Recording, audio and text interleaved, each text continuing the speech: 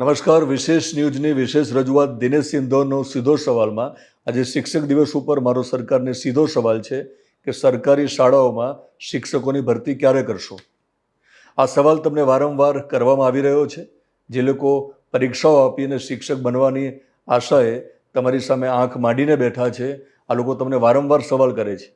તમે કોઈ જવાબ દેતા નથી. જવાબમાં તમે નિવૃત્ત શિક્ષકોને ટેમ્પરરી વચગાળાના શિક્ષક બનાવવા માગો છો. આ તમારી કોઈ સરકાર છે કે વચગાળાના પ્રમુખ આવે, કે વચગાળાના મુખ્યમંત્રી આવે, કે વચગાળાના કોઈ પદાધિકારી આવે? શાળાની વાત છે અને પ્રાથમિક શાળામાં અનેક શિક્ષકોની જગ્યાઓ ખાલી છે. એ ખાલી પડેલી જગ્યાઓ જો તમે નહીં ભરો ને તો બહુ મોટું પાપ તમે કરી રહ્યા છો. કોઈને શિક્ષકની નોકરી ન મળે, કોઈના ઘરમાં પગાર ના આવે, એ સમસ્યા તો છે જ. મારી દૃષ્ટિએ માત્ર સમસ્યા નથી. સરકારી શાળામાં, ગ્રાન્ટેડ શાળાઓમાં જે શિક્ષકોની ખાલી પડેલી જગ્યાઓ છે એ તમે નથી ભરતા ને, એ મારી દૃષ્ટિએ પાપ છે.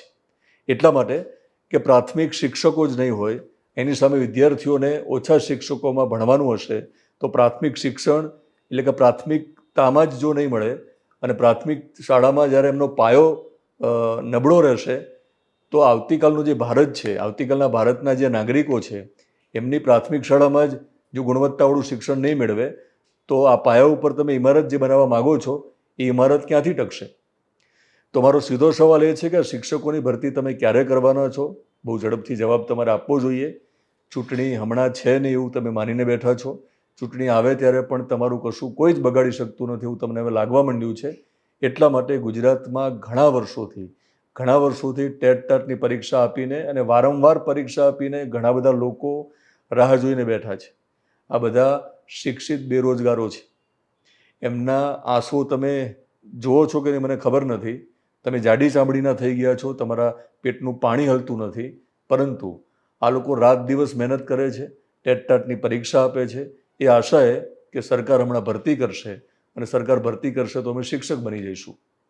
તમે ભરતી કરો ત્યારે પાછી ભૂલો કરો છો, એટલે તમારી ભૂલોના કારણે પાછી ભરતી અટકી જાય છે.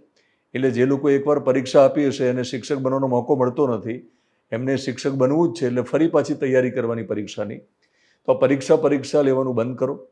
એમને હવે કાયમી શિક્ષકની નોકરી જોઈએ છે અને નોકરી એટલા માટે આપો કે એમને નથી જોતી, અમારે કાયમી શિક્ષકો જોઈએ છે. મારે તો શિક્ષક બનવું નથી, હું તો પત્રકાર છું. એવા અનેક લોકો છે જેમને શિક્ષક નથી બનવું. એ લોકો અલગ અલગ વ્યવસાય સાથે જોડાયેલા છે. પણ અમારા બાળકો સરકારી શાળામાં ભણવા જઈ રહ્યા છે, અમારા બાળકો ગ્રાન્ટેડ શાળામાં ભણવા જઈ રહ્યા છે. જ્યાં ખાલી પડેલી જગ્યાઓ તમે નહીં ભરો તો અમારા બાળકો ક્યાં ભણવાના છે? કઈ રીતે ભણશે? તમે ભણાવવાની બધી મોટી મોટી વાતો કરો છો, અનેક યોજનાઓ લાવો છો. તમે આ ગુજરાતના વિકાસની વાત કરો ત્યારે તમે શિક્ષણની વાત કરો છો. તમે આ શાળાને બેગલેસ બનાવવા માગો છો જેથી કરીને ઇતર પ્રવૃત્તિ કરી શકે વિદ્યાર્થી. પણ ચિત્ર, સંગીત, વ્યાયામના જે શિક્ષકો છે એ પણ વર્ષોથી તમારી સામે માંગ કરી રહ્યા છે કે અમારી ભરતી તો કરો. તમે ભરતી કરતા નથી. તમે આ નહીં કરો તો પછી ઇતર પ્રવૃત્તિ બાળક ક્યાંથી કરશે? તમે બેગલેસ જે દિવસ છે ને શનિવારનો, એ ભલે નક્કી કર્યો હોય, પણ મારી દૃષ્ટિએ તમે ટીચરલેસ આખી સ્કૂલો કરી નાખી છે જ્યાં ટીચર્સ જ નથી. તમને પણ ખબર છે અનેક જગ્યાઓ જેનો બહુ મોટો આંકડો છે. ખાલી પડેલી શિક્ષકની જગ્યાઓ તમે ભરો. તમને વારંવાર રજૂઆત કરવામાં આવે છે. વિપક્ષ પણ એક પ્રેસ કોન્ફરન્સ કરે છે, પ્રેસ નોટ આપીને પાછું ચૂપ થઈ જાય છે. એટલે વિપક્ષને પણ હવે શું કહેવું? એ કોંગ્રેસ અને આમ આદમી પાર્ટી બંને આવી જાય છે વિપક્ષમાં ગુજરાતની જ્યારે વાત કરું છું ત્યારે.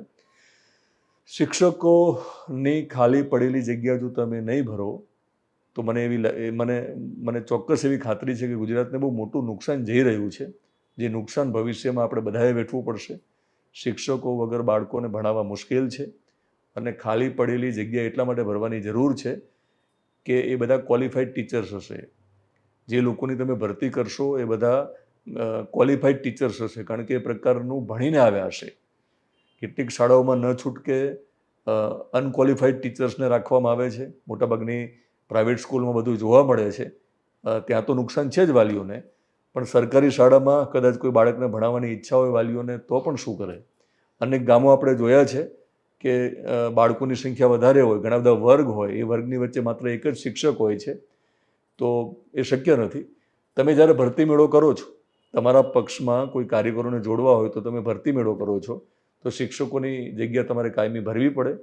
તમે વચ્ચે પ્રવાસી શિક્ષકોની વાતો કરી, તમે વિદ્યા સહાયકોની વાત કરી, વચ્ચે તમે હમણાં પેલા નિવૃત્ત થયેલા શિક્ષકોને ફરીવાર શાળામાં લાવવાનું તમે નક્કી કર્યું હતું. તમને લાગતું હતું કે વચગાળાના કોઈ શિક્ષક બનાવીએ. એ કાયમી ઉકેલ છે નહીં. તમારે કાયમી સરકારી શાળામાં શિક્ષકોની ભરતી કરવી પડશે. અને મને લાગે છે કે આ ઉગ્ર આંદોલન થવું જોઈએ, કરવું જોઈએ અને થશે જ. કારણ કે હવે કંટાળ્યા છે લોકો. તમને ખ્યાલ છે કે જે લોકો વારંવાર તૈયારી કરી, પરીક્ષા આપે, તમે શિક્ષક બનાવશો, તમે ભરતી કરશો એવી રાહ જોઈને બેઠા હોય, અને જ્યારે તમે કશું જ નથી કરતા ત્યારે એમનું માનસિક સ્વાસ્થ્ય બગડી રહ્યું છે.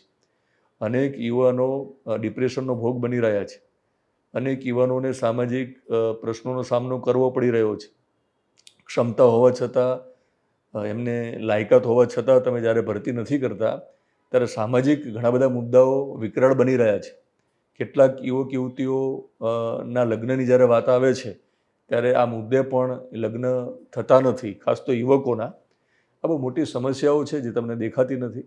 ઘણા મા બાપે પેટે પાટા બાંધીને આ લોકોને ભણાવ્યા હશે. એમને લાગતું હશે કે તેમના બાળકો શિક્ષક બની જાય.